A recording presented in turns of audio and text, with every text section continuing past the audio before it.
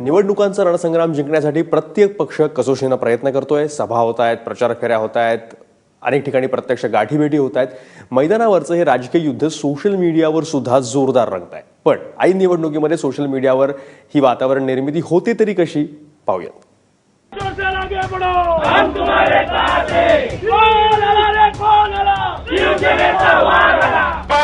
लोकप्रिय उमेदवार तरुण तरफदार उमेदवार स्वप्न संदीप देशपांडे. बदलत्या काळानुसार निवडणूक प्रचाराचं तंत्रही बदललंय. निवडणुकीच्या मैदानात लढणाऱ्या राजकीय पक्षांचा द्वंद्व आता सोशल मीडियावर रंगतंय.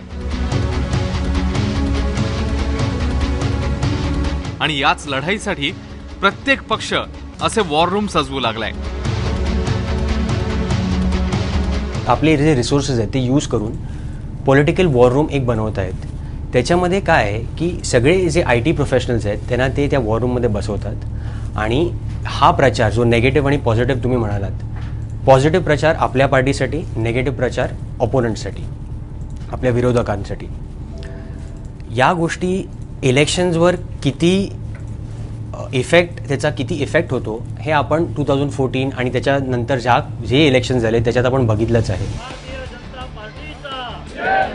आपल्या पक्षाचा प्रचार करतानाच विरोधकांचा अपप्रचार करणं, विरोधकांची रणनीती जाणून घेण्यासाठी माहिती लीक करणं, अशा कामांसाठी सर्रासपणे IT एक्सपर्ट असलेल्या हॅकर्स किंवा ट्रोलर्सचा वापर होतो, ज्यांच्याकडून अगदी नकळतपणे तुमची वैयक्तिक माहिती चोरली जाते.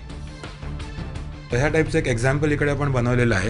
याच्यामध्ये हे सेम टू सेम दिसायला गुगल सारखंच पेज आहे, वरचं इथलं पेज, ज्याच्यामध्ये तो युजरनेम आणि पासवर्ड एक युजर टाकेल. हे दिसायला एकदम गुगल सारखंच आहे.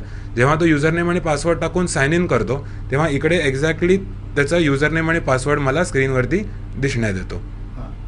सो ह्याच्यासाठी गुगलनी आपल्याला हे थांबवण्यासाठी टू स्टेप व्हेरिफिकेशन किंवा 2 फॅक्टर व्हेरिफिकेशन अशी मेथड दिलेली आहे की तुमचा युजरनेम आणि पासवर्ड कोणाकडेही जरी गेला असेल तरी OTP एक तुम्हाला येईल, त्याच्याशिवाय तुम्ही त्याच्यामध्ये लॉग इन करू नाही शकणार. सो जर त्याचा वापर लोकांनी केला तर मग ह्या सगळ्या गोष्टी टाळता येऊ शकतात. सर्वाधिक सायबर अटॅक होणाऱ्या देशांच्या यादीत भारत 7व्या स्थानी आहे. देशात तब्बल 196 दशलक्ष नेटिझन्स फेसबुकचा वापर करतायत. मोबाईल वापरणाऱ्या 52% लोकांपर्यंत व्हॉट्सअपही पोहोचलंय. एवढ्या प्रचंड संख्येने मतदार सोशल मीडियाचा वापर करता असताना राजकीय पक्ष याकडे दुर्लक्ष तरी कसं करणार? त्यामुळे आता थेट फेसबुक आणि व्हॉट्सअपवरही हॅकिंग आणि ट्रोलिंगचे प्रकार घडतायत.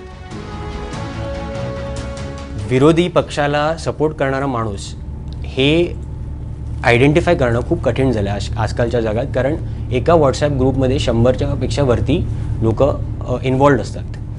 तर एका माणसानं आपण इम्प्लांट केलं कोणाच्या तरी ग्रुपमध्ये आणि त्याची सगळी माहिती आपल्याला मिळत असेल तर आपल्याला किती फायदा होईल ते तुम्ही समजू शकता. एक माणूस आपल्याला किती इन्फॉर्मेशन देऊ शकतो, कारण हे सगळे जे इंटरनल ग्रुप्स असतात त्यांना असं वाटतं की हे आपल्यामध्येच राहणार आहे माहिती, पण ही माहिती लीक होऊ शकते, ही माहितीचा गैरफायदा पण घेऊ शकतात. भारतात 2014च्या लोकसभा निवडणुकीत पहिल्यांदाच प्रभावीपणे सोशल मीडियाचा वापर झाला. आता त्याचं प्रमाण आणि प्रभावही वाढताना दिसतोय. गणेश ठाकूर, ABP माझा, मुंबई.